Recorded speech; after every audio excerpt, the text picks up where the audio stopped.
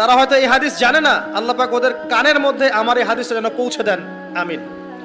নবী সাল্লাল্লাহু আলাইহি ওয়াসাল্লাম বলেছেন, আমি মেরাজের রাতে যখন গিয়েছি তখন এক শ্রেণীর মানুষকে দেখেছি, ওদেরকে শাস্তি দেয়া হচ্ছে। কি শাস্তি?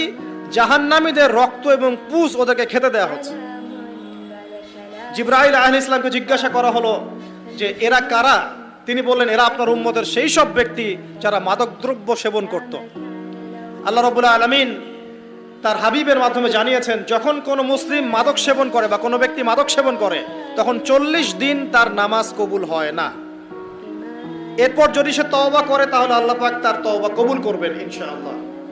যদি সে আবারও মাদক খায় তওবা করার পর, আবার 40 দিন তার নামাজ কবুল হবে না।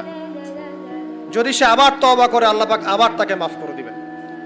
যদি সে আবারও মাদক খায় আবার 40 দিন তার নামাজ কবুল হবে না।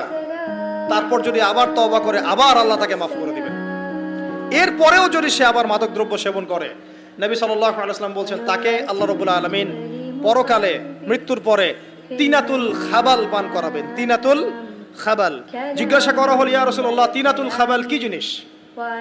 নবী সাল্লাল্লাহু আলাইহি ওয়াসাল্লাম উত্তর দিচ্ছেন, এটা হচ্ছে জাহান্নামীদের রক্ত, মাংস, এগুলো পুড়ে পচে যে রসটা বের হবে, এটা হচ্ছে তিনাতুল খাবাল।